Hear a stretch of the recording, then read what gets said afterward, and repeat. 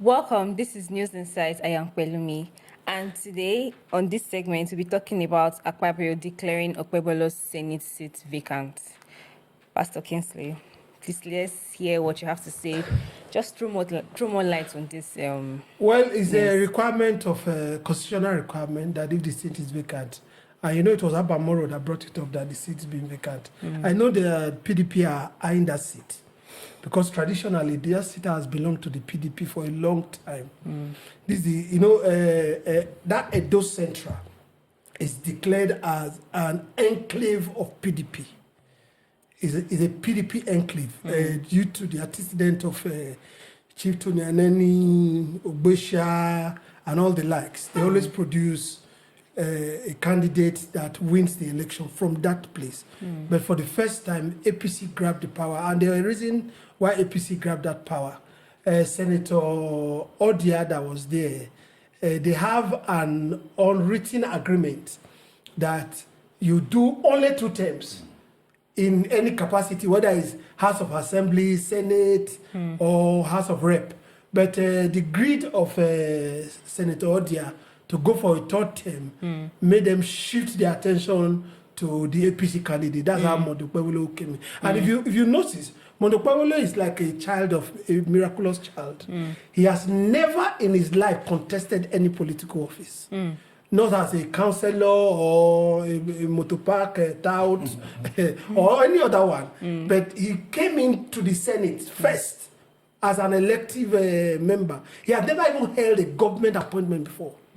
Then he just came bam as a senator. Now, I think he would also like to hold grip and win his senatorial seat now that he's a governor, because if he doesn't win that senatorial seat, there will be a lot of indictment, you know. So PDP wants to put their house in order and try to win that place, you know, because Onolimeme, Obesha, they are all from that place and they are all PDP top-notch guys. At least something for them to take home, because right now they have lost power gruesomely, you know. So the seat is vacant and it's been declared vacant by the Senate President, and the PDP are really eyeing that place.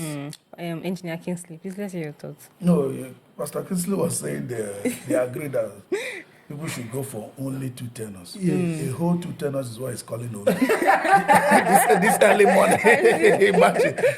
Only 2 tenors. Please take me to the Senate for half of the only. Akpabio has been doing this tenor in the Senate. In between the senatorial stuff, he has acted as a minister.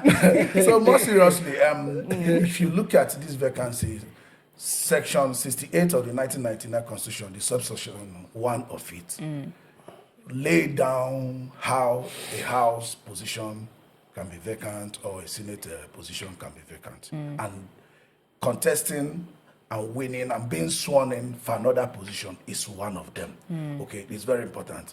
And you look at, when you follow it, there is something I would want them to bring in there, which is the time.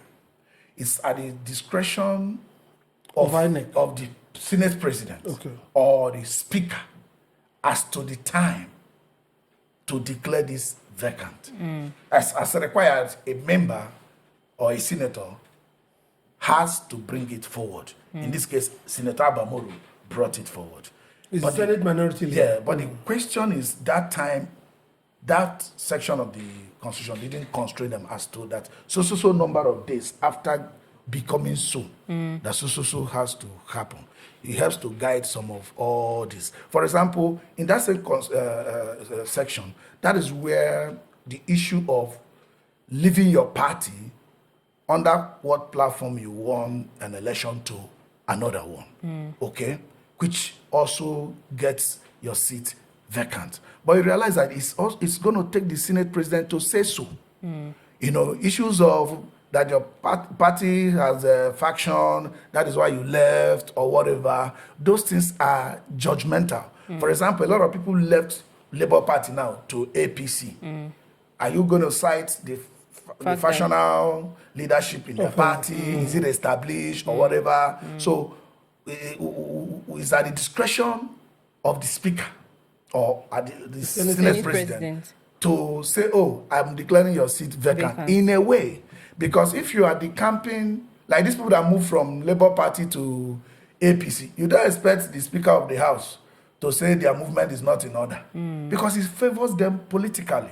It favors them by number. But if they move from Labour Party to, say, for example, PDP, he might say, we do not recognize your fashion. That INEC has one Labour Party chairman recognized, and that's what we know. You understand? So we are operating our democracy and we are growing.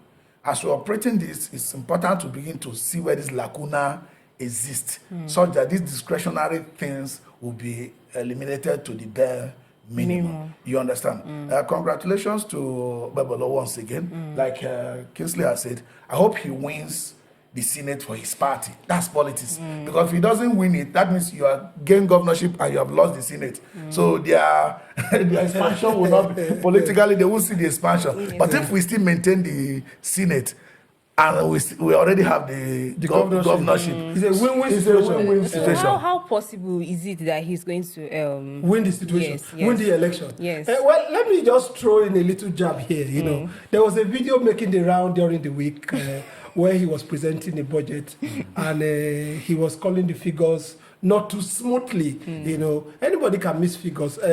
What's his name? The Senate president has missed figures before, two-time governor, senator, and all that. Then secondly, I gave an illustration. I said Obaseki that was so good with books and figures. Couldn't rule the state well. So the figure, you missing figures doesn't mean that you're going to rule the state well. Rule the state well. Exactly. Doesn't mean whether you're educated or not educated. What we want is deliverables to democracy and to the populace. Do you understand? Missing figure, whether it's educated, English is not a mother language that we should be thinking that he must call the figures at the exact. You know, should not be. Anybody can make mistake now. Anybody can make a mistake, and he made a mistake. That doesn't mean we want the dividends of good governorship. Somebody that governs us well. We want to see it. We want to see Edo State prosper.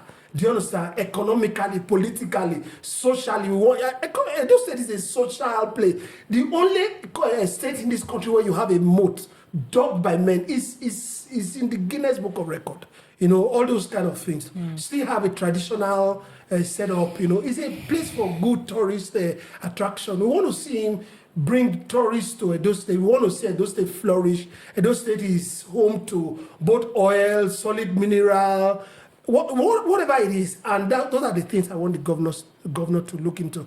All this one, they were throwing jabs. So are you saying with that, it is possible for him to win the Senate seat the good governorship or the mistake that he made? No, the good governorship. Sure, very well. If we see, you know, the things he started doing now, for example, he's creating some flyover when you are coming into the city through the north, you know, that's like Boba Hill. You know, want to deconstruct that place so that, because that's the first sight you see of a city when you are coming in, you know, and all that. Those are laudable objectives. You know, he has flagged off some roads, you know, because there are a lot of foodstuff being grown in Edo State. You want to channel it so that a lot of them can have a way to the city and other transportation. Engineer Kingsley, you were about to say something when he was talking about the... Yeah. Obviously, I want... a governor who can recognize figures, no doubt, but everybody makes mistakes. And you don't choose mistakes for people. You know, you pardon yourself for your own mistake. You treat another person's mistake as abomination. Yes. You know, that's what we do. You know, English is not our mother tongue, like he said. You know, but we should be able to communicate in English, since that's what we have chosen, at least at basic level. None of us speaking like the native people. None of us. No matter how you try to twist your tongue or whatever, none of us. So that he made a mistake does not in any way impede his capability to rule that state or govern the state. You understand? He has talked about his laudable projects and the way he's starting. If he continues like that, he will get somewhere. So we should be able to develop this attitude of not determining a kind of mistake somebody should make. There is no limit as to any kind of mistake you can make. You can keep your tablet somewhere, and you would almost swear that you never brought that tablet to the studio. Yes. I mean, our brain fails us at different levels. And you don't know his eyes. Somebody like me with my eye condition, I read slower than I could read back then when I never had the condition. You understand? So, and sometimes when you bring written materials before me, I could see like, overlap on each other, except I come down to my tempo. So we don't even know his condition. Exactly. You understand? Maybe he was seeing 605 billion, it was like 65 billion. I said, no, those said, we are not ready to spend 65 billion. He was reading from his mind. Yes. I was struggling with what was written down and what was from his mind. You know, we read from his mind. Yes. Have you ever tried to proofread what you wrote by yourself? You will see your You will mistakes. see the error. Yes. Another person will just pick the paper and you start pointing it out. I said, but I read through this myself because Yes. you were reading from your mind. Mind. Maybe the governor was reading from his mind. So instead of 605 billion, he was seeing 65 billion. Or instead of 65 billion, he was seeing 605 billion. He said, so we have so much money like this. I remember a story. My dad's firstborn, he was an English major. So one day there was a chorus. So he was saying, I'm flabbergasted, I'm dejected, I'm perplexed. After I finished speaking, my father said, but I'm the one that bought all this English. He said, you can speak it, but I bought the English. You know, Nigerians, we like that, how do I put it, that politician that will take the podium, captivate us with speaking, Eloquent, and at the end of the day, they have no idea. No substance. No substance. Like the former governor, no substance. Nothing to show that he ruled Edo State. That one is the right. He's always thinking he's the only righteous person. Yes, he knows everything. So there are people like that. Knows everything. Now you met a humble man. Even his fellow senator at the valedictory session yesterday, we are describing him as a very humble person. Humility kills it. Yes. Humility. You understand? Not thinking you know everything. Attitude is altitude. Those people Yes. criticizing him. Yes. Let us give them a paper to come and read. You think it's that easy? We will see whether they can read or not.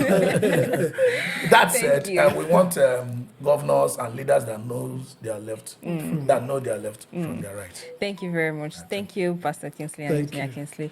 This is still News Insight. I am Pelumi. We'll be right back.